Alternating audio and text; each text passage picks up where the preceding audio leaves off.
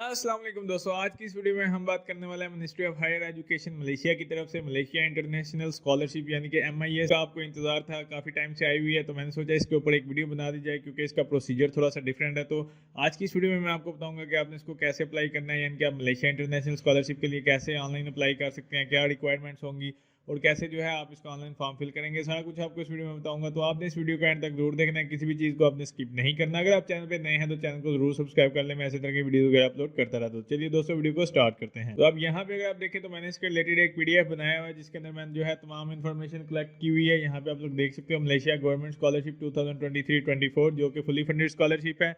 अब यहाँ पे अगर आप देखें तो MIS जिसे आप कहते हो यानी कि मलेशिया इंटरनेशनल स्कॉलरशिप 2023, ये बेसिकली फुली फंडेड स्कॉलरशिप है। और यहाँ पे आपको पोस्ट ग्रेजुएट यानी कि मास्टर और जो आपका PhD प्रोग्राम है वो यहाँ पे आपको करवाए जाएंगे यानी कि मलेशिया में।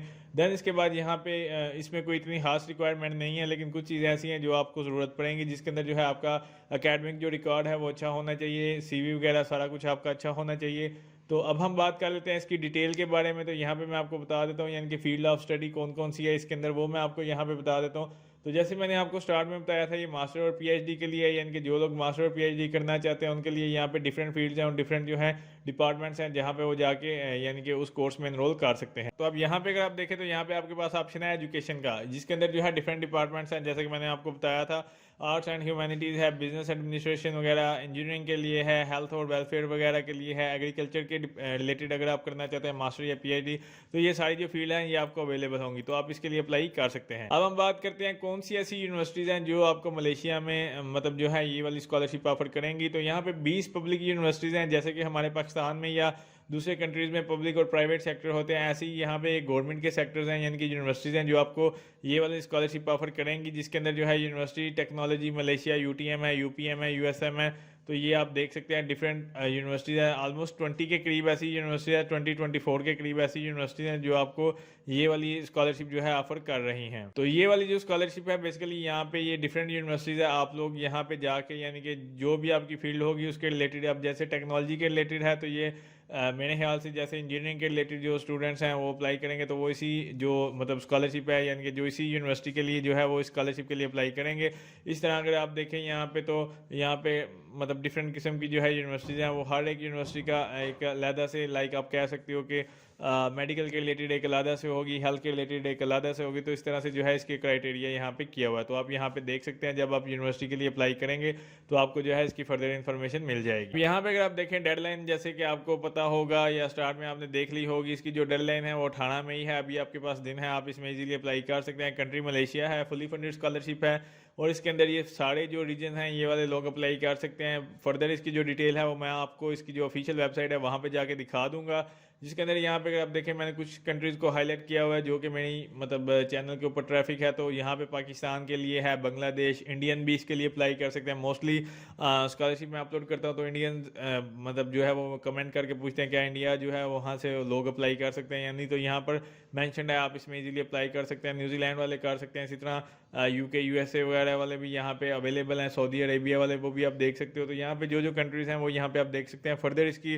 क्लैरिफिकेशन के लिए आप इसकी ऑनलाइन वेबसाइट भी चेक कर सकते हैं, वो भी मैं आपको दिखाऊंगा, जिसके अंदर जो है आपको पूरी गाइडलाइन अवेलेबल होगी। अब हम बात करते हैं एलिजिबिलिटी क्राइटेरिया, जो कि मलेशिया गवर्नमेंट स्कॉलरशिप यानी कि मलेशिया इंटरनेशनल स्कॉलरशिप के लिए जो ज़रूरी है, जिसके अंदर उसने लिखा हुआ है कि यहाँ पे अगर आप देखें एप्लीकेंट को जो है वो ग्रेजुएट होना लाजमी है, जो के ऊपर कंट्री बताई है उसका एक सिटीज़न भी होना लाजमी है। यहाँ पे आप लोग देख सकते हो अवेलेबल जो भी कंट्रीज़ हैं, जैसे मैंने आपको बताया उसका आपको सिटीज़न होना लाजमी है। फिर उसके लिए जो आपकी एज लिमिट दी हुई है 40 ईयर्स, ज़्यादा मतलब application must not more than 40 year, यानी मास्टर के लिए आप 40 साल और PhD के लिए 45 ईयर आपकी मतलब 45 ईयर से ज़्यादा ना हो। देन इसके बाद यहाँ पे full time post graduate degree है जो कि स्टडी आप करेंगे मलेशिया में। इसके बाद यहाँ पे आप लोग देख सकते हो मतलब 2 सेमेस्टर्स हैं, एटलीस्ट 2 सेमेस्टर जो भी ऊपर यहाँ पे मेंशन है वो आप सारा कुछ यहाँ पे पढ़ सकते हैं। मिनिमम आपका CGPA जो है 3.0 होना चाहिए, यानी कि मिनिमम आपका जो CGPA है वो 3.0 होना चाहिए इसको ऑनलाइन अप्लाई करने के लिए, ठीक है। फर्दर आप अगर आपका कम है तो आप इसके लिए अप्लाई नहीं कर सकते, आप सीधा सीधा कह लें कि नॉट एलिजिबल होंगे, तो इसके रिलेटेड आप क्वेश्चन ना करें तो ज़्यादा वेल एंड गुड हो जाएगा। अगर आपका 3.0 है या इससे ज़्यादा है तो आप इजीली इसमें अप्लाई कर सकते हैं। देन उसके बाद यहाँ पे अगर आप देखें उसने लिखा हुआ है 1000 word relevant to their field. यहाँ पे आपने एक रिटन प्रपोजल लिखना होगा जिसके अंदर 1000 वर्ड्स आपके होने चाहिए। यहाँ पे इंग्लिश प्रोफिशिएंसी जो लैंग्वेज है उसके लिए आपको ज़रूरी है यहाँ पे आइल्स और टोफिल। तो यहाँ पे आपने कोई ना कोई कुछ किया हो, यानी कि आइल्स किया हो, या फिर आपने कोई भी इंग्लिश प्रोफिशिएंसी जैसे कि आइल्स या टोफिल है तो वो आपने यहाँ पे दिया हो, क्योंकि तभी आप इसके लिए अप्लाई कर सकें। अब हम बात करते हैं कि आपको बेनिफिट क्या होंगे मलेशिया इंटरनेशनल स्कॉलरशिप के लिए। तो ये फुली फंडेड स्कॉलरशिप है और यहाँ पे आपकी जो ट्यूशन फीस है वो फुली कवर की जाएगी। इसके बाद आपको क्या लें कि यहाँ पे मंथली लिविंग अलाउंसेस वगैरह मिलेंगे जो कि मलेशियन करेंसी में यहाँ पे बनते हैं, आप इसको कन्वर्ट कर सकते हैं अपनी कंट्री के लिहाज से। फिर उसके बाद इंटरनेशनल जो स्टूडेंट हैं उनको मलेशिया में विजिट का चांस दिया जाएगा। इसी तरह और भी काफ़ी ज़्यादा एक्सलेंस है यहाँ पे, आप लोग देख सकते हो। अपॉर्चुनिटी आपको मिलेगी डिफरेंट अकेडमिक बैकग्राउंड और डिफरेंट कंट्रीज़ के लिए। मतलब फ़र्ज़ करें यहाँ पे आपका एक कार्ड बन सकता है जिसके अंदर आप फ्री किसी भी कंट्री में विजिट वगैरह कर सकते हैं। अब यहाँ पे अगर आप बात करें तो यहाँ पे जो आपको रिक्वायरमेंट्स हैं, यानी कि कौन कौन से डॉक्यूमेंट्स आपको चाहिए होंगे मलेशिया इंटरनेशनल स्कॉलरशिप को अप्लाई करने के लिए, तो उसमें जो है सबसे पहले मैं आपको कुछ इंपॉर्टेंट इंस्ट्रक्शन बता देता हूँ कि जो भी आपके डॉक्यूमेंट्स होंगे वो आपने ऑनलाइन अपलोड करने हैं। एप्लीकेशन सिस्टम जो इनका मैं आपको बताऊंगा आगे चल के पोर्टल के ऊपर, तो वो सारे जो है आपने पीडीएफ में सेव करने हैं। ठीक है, आपका जो भी फॉर्मेट है वो पीडीएफ में होना चाहिए, अदरवाइज वो यहाँ पे एक्सेप्ट नहीं करेंगे। देन उसके बाद आपके पास एक एप्लीकेशन फॉर्म होगा, सर्टिफाइड कॉपी आपके जितने भी पासपोर्ट वगैरह। इसमें पासपोर्ट जो है आपका लाजमी है, विदाउट पासपोर्ट आप इसमें अप्लाई नहीं कर सकते, ये मैंडेटरी चीज़ है। पासपोर्ट जो है मिनिमम 6 मंथ आपका वैलिडिटी उसके अंदर होनी चाहिए। देन उसके बाद जो है आपके जितने भी एकेडमिक बैकग्राउंड की ट्रांसक्रिप्ट्स वगैरह हैं, लाइक डिग्रीज वगैरह, वो सारा यहाँ पे होने चाहिए। देन उसके बाद जो है अगर आप मास्टर करना चाहते हो तो आपके अंडर ग्रेजुएट या जो मतलब जिसे आप बैचलर कहते हैं वो यहाँ पे अवेलेबल होने चाहिए। पीएचडी के लिए जो है आपकी मास्टर डिग्री चाहिए होगी। तो इस तरह से जो है ये वाले डॉक्यूमेंट्स आपको रिक्वायर्ड होंगे। इसी तरह फिर आपको लेटर ऑफ रिकमेंडेशन आपको चाहिए होंगे, 2 रेफरेंस आपको चाहिए होंगे। देन इंग्लिश प्रोफिशिएंसी लैंग्वेज, जैसे मैंने आपको बताया अगर आपने आइल्स किया या आपने टॉफिल किया हुआ है तो आपको उसका भी सर्टिफिकेट चाहिए होगा। एडमिशन लेटर जो आपको चाहिए होगा ऊपर मलेशियन यूनिवर्सिटी, जिस भी यूनिवर्सिटी के लिए आपने अप्लाई करना है उसका आपको एडमिशन लेटर चाहिए होगा। देन उसके बाद रिसर्च प्रपोजल और उसके बाद आपकी जो सीवी है वो आपको यहाँ पे इसके लिए अप्लाई करने के लिए ये वाली सारी चीज़ें रिक्वायर्ड होंगी। अब हम बात करते हैं कि आपने इसको अप्लाई कैसे करना है। तो बेसिकली आपने इसकी ऑफिशियल वेबसाइट के ऊपर जाना है, वहाँ पे आप इसका ऑनलाइन पोर्टल करेंगे लॉगिन। देन उसके बाद रजिस्टर करने के बाद जो है आप इसका एप्लीकेशन फॉर्म फिल करेंगे। देन उसके बाद आप अपने सारे डॉक्यूमेंट्स को जो है पीडीएफ में अपलोड करेंगे। अब हम बात कर लेते हैं कि आपने इसको ऑनलाइन अप्लाई कैसे करना। तो ये बेसिकली इसकी ऑफिशियल वेबसाइट है। यहाँ पे अगर आप देखें, यहाँ पे आपको लिंक आपको डिस्क्रिप्शन में मिल जाएगा। अब बेसिकली यहाँ पे मलेशिया इंटरनेशनल स्कॉलरशिप MIS, यहाँ पे आपने डिटेल पढ़ लेनी है इसकी सारी। यहाँ पे अगर आप देखें टिल यहाँ पे 18 मई है, तो आप यहाँ पे क्लिक करेंगे, क्लिक हेयर टू अप्लाई पे। यहाँ पे अगर आप देखें तो जैसे ही आप इसको अप्लाई करेंगे तो यहाँ पे आपके पास एक इस तरह से पोर्टल आ जाएगा।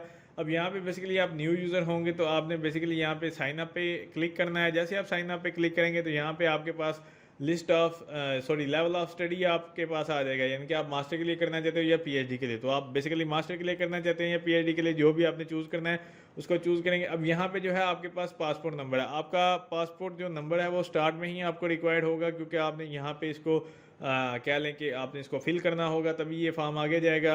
देन उसके बाद आप पासवर्ड जनरेट करेंगे। देन उसके बाद जो है यहाँ पे आप अपना एक्टिव ईमेल डालोगे और डेट ऑफ बर्थ आपने वही लिखनी है जो आपके पासपोर्ट के ऊपर लिखी हुई है। नेशनलिटी आपकी जो भी है यहाँ से आप वो चूज कर सकते हैं। देन उसके बाद जो है आपने रजिस्टर के ऊपर क्लिक करना है। जैसे ही आप रजिस्टर के ऊपर क्लिक करेंगे तो आपके पास एक इस तरह से पेज आ जाएगा जिसके अंदर आप यहाँ पे पासपोर्ट नंबर डालोगे। देन उसके बाद यहाँ पे जो है आप अपना पासवर्ड डालोगे। देन इसको जो है आपने इसको लॉगिन के ऊपर क्लिक कर देना। तो जैसे ही आप अपना यहाँ पे पासपोर्ट नंबर वगैरह डालोगे, डेटा मतलब यहाँ पे अपना डाटा एंटर करेंगे। देन उसके बाद यहाँ पे आपके पास एप्लीकेशन जो है वो स्टार्ट हो जाएगी, जिसके अंदर जो है पर्टिकुलर ऑफ एप्लीकेंट यहाँ पे लिखा होगा, जिसके अंदर जो है आपने अपनी सारी डिटेल डालनी है। डेट ऑफ बर्थ आपकी क्या है, जेंडर क्या है, एक्सपायरी डेट पासपोर्ट की क्या है। देन उसके बाद यहाँ पे religion, marital status, number of children अगर आपके हैं तो वो यहाँ पे आप एंटर करेंगे। इसी तरह यहाँ पे मेलिंग एंड कम्युनिकेशन एड्रेस, यहाँ पे अगर आपका एप्लीकेंट ऑफिस नेम अगर आपका है, एप्लीकेंट ऑफिस नेम मतलब आपका बेसिकली एड्रेस वगैरह आप यहाँ पे लिखेंगे।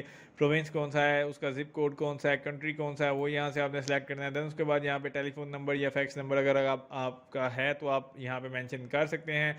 इसी तरह यहाँ पे अगर आप देखें, अगर आपका पोस्टल एड्रेस भी सेम है तो आप सेम एज अबव कर देंगे तो ये ऑटोमेटिकली फिल हो जाएगा। अदरवाइज आप इसको अगर आपका अलहदा है तो आप यहाँ पे नॉट द सेम और उसके बाद जो है यहाँ पे इसको दोबारा से फिल करेंगे और अपना ईमेल वगैरह डालोगे। यहाँ पे है आपके पास इमरजेंसी कॉन्टैक्ट पर्सन, यानी कि खुदा ना खास्ता वहाँ पे कुछ ऐसा वैसा हो जाता है तो आपको इमरजेंसी में अगर किसी को कॉन्टैक्ट करना पड़ जाए तो उसका नेम क्या, उसका रिलेशनशिप है आपके साथ, उसका फ़ोन नंबर, ईमेल एड्रेस और उसका प्रोविंस वगैरह और क्या है वो लिखोगे, कंट्री उसका कौन सा है। देन उसके बाद जो है आपने इसको नेक्स्ट के ऊपर क्लिक कर देना है। अगर आप यहाँ पे देखते हैं तो यहाँ पे आपके पास ऑप्शन है नेक्स्ट के ऊपर एकेडमिक बैकग्राउंड का।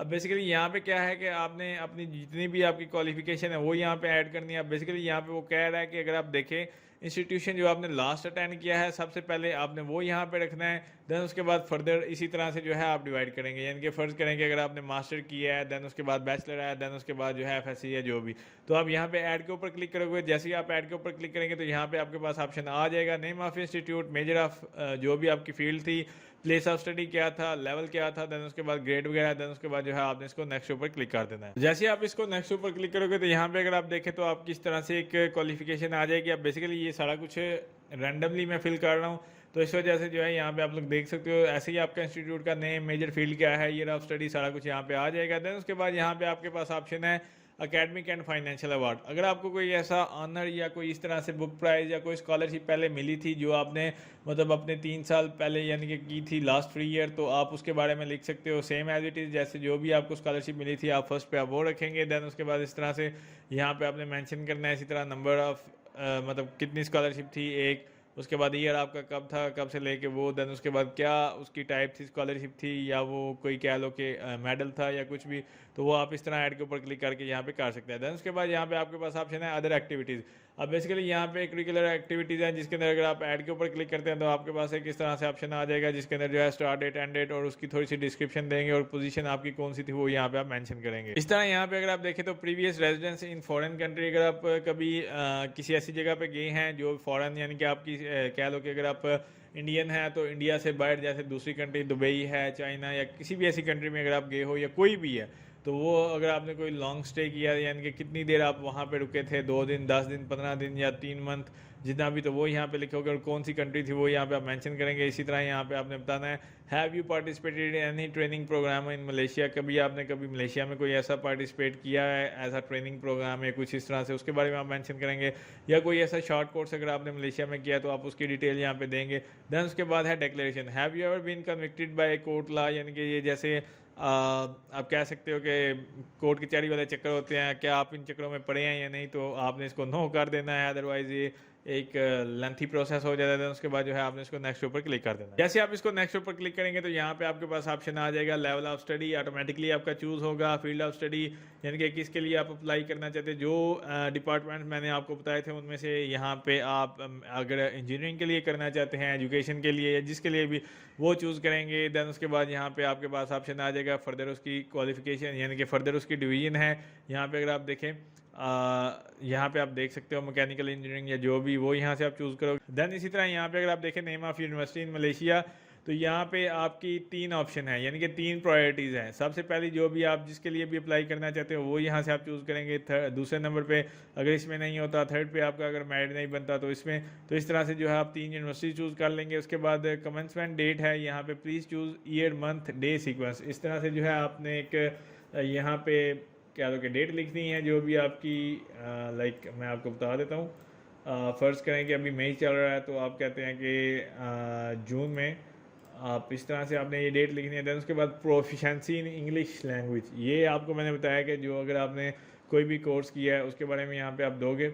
आपकी मदर टंग कौन सी है, मादरी ज़बान जिसे आप कहते हैं, वो यहाँ पे आप मेंशन करेंगे। देन उसके बाद भाषा मलेशिया यानी कि मलेशियन लैंग्वेज अगर आपको आती है, तो यहाँ पे स्पोकन और ये वो आपने बताना है। गुड है, फेयर है, अगर आपको आती है तो ठीक है, अदरवाइज़ आप इसको नील कर देंगे क्योंकि आपको नहीं आती होगी। मलेशियन अगर आपको आती है तो ठीक है, अदरवाइज़ नो इशू।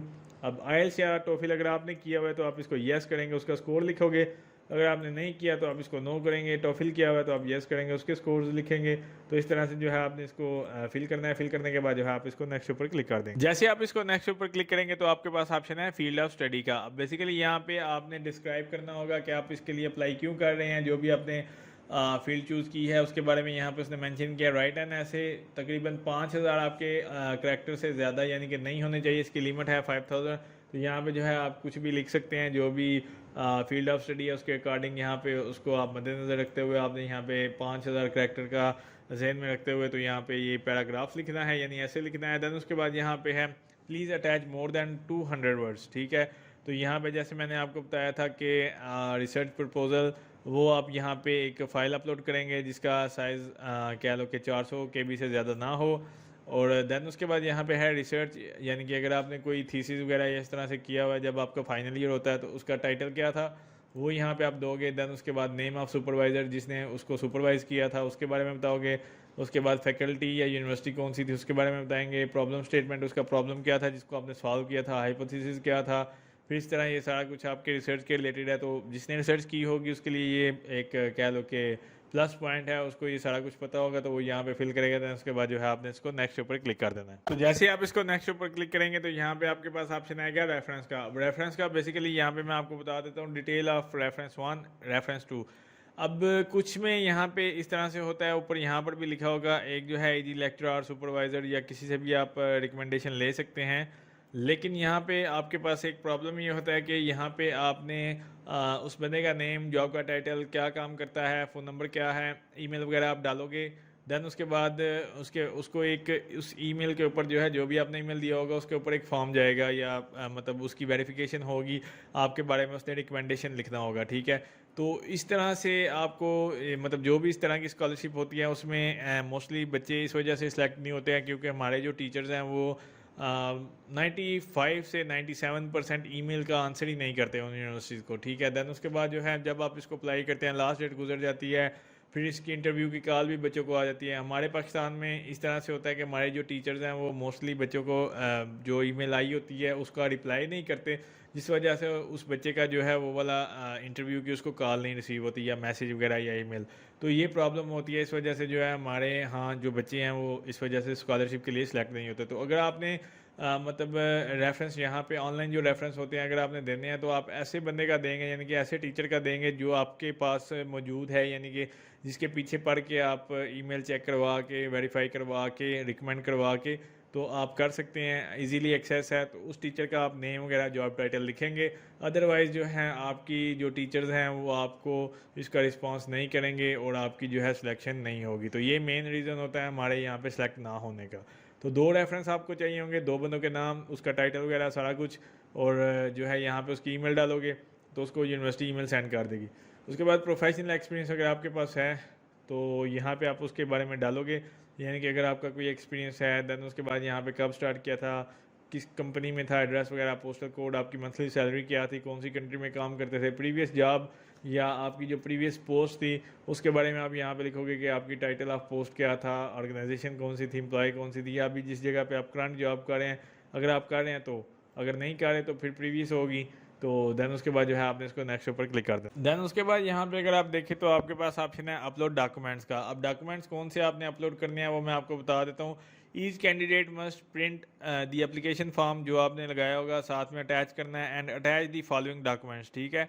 जो भी आपके मतलब आपने प्रिंट करना है अपने उस फॉर्म को, ठीक है, आपको मिल जाएगा, प्रिंट आप करोगे उस फॉर्म को। देन उसके बाद यहाँ पे अगर आप देखें एप्लीकेशन फॉर्म, यहाँ पे आप क्लिक करोगे, प्रिंट के ऊपर मैं आपको एक दफ़ा दिखा देता हूँ। अगर ये देखें आपके पास कुछ इस तरह से डाउनलोड हो जाएगा।